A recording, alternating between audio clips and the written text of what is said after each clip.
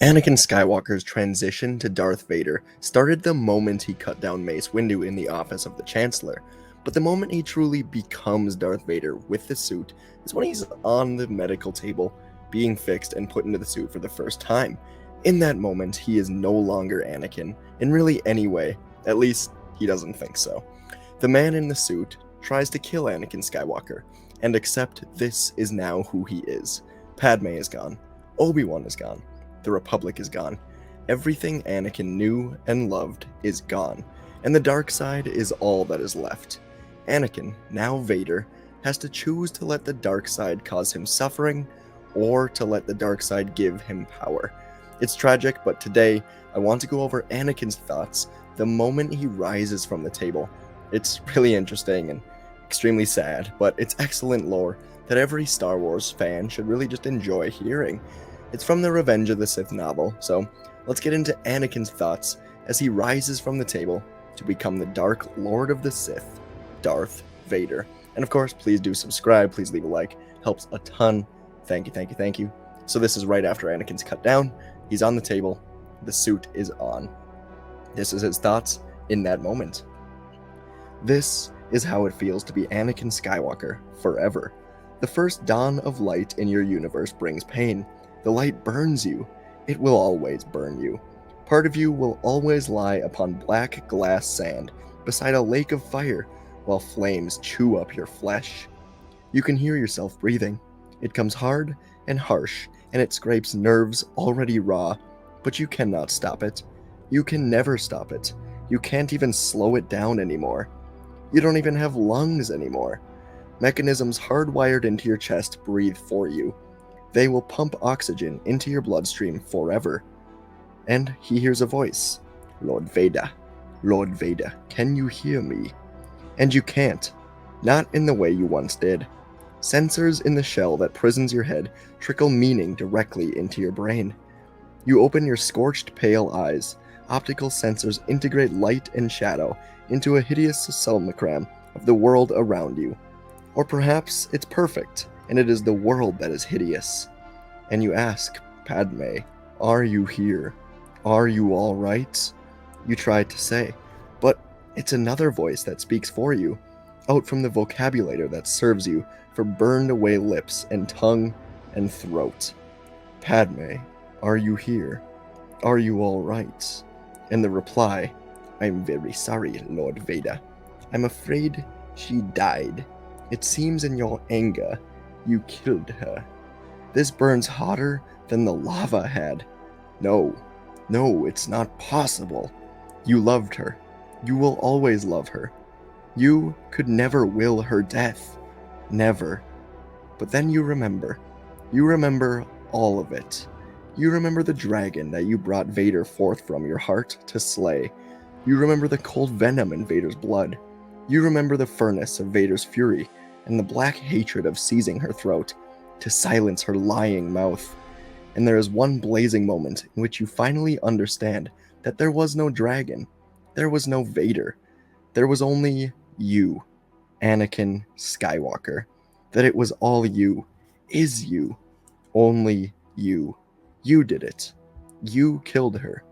You killed her because finally, when you could have saved her, when you could have gone away with her, when you could have been thinking about her, you were thinking only about yourself. It is in this blazing moment that you finally understand the trap of the dark side, the final cruelty of the Sith, because now yourself is all you will ever have, and you rage, and you scream, and you reach through the Force to crush the shadow who has destroyed you, but you are so far less now than what you ever were. You are more than half machine. You're like a painter gone blind, a composer gone deaf, and you can remember where the power was, but the power you can touch is only a memory, and so with all your world-destroying fury, it is only droids around you that implode, equipment that destroys, and the table on which you were strapped shatters, and in the end, you cannot touch Palpatine. In the end, you're not sure that you even want to touch Palpatine. In the end, Palpatine is all you have left, because Palpatine understands you. Palpatine forgives you. Palpatine gathers you unto himself. and within your furnace heart, you burn in your own flame. This is how it feels to be Anakin Skywalker forever. The long night has begun.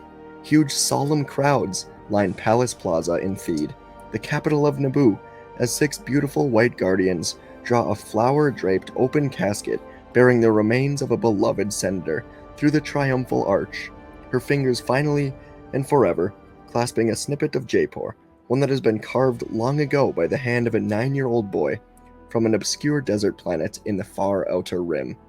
On the jungle planet of Dagobah, a Jedi Master inspects the unfamiliar swamp of his exile, and from the bridge of a Star Destroyer, 2 Sith Lords stand with a sector government named Tarkin, survey the growing skeleton of a spherical battle station the size of a moon.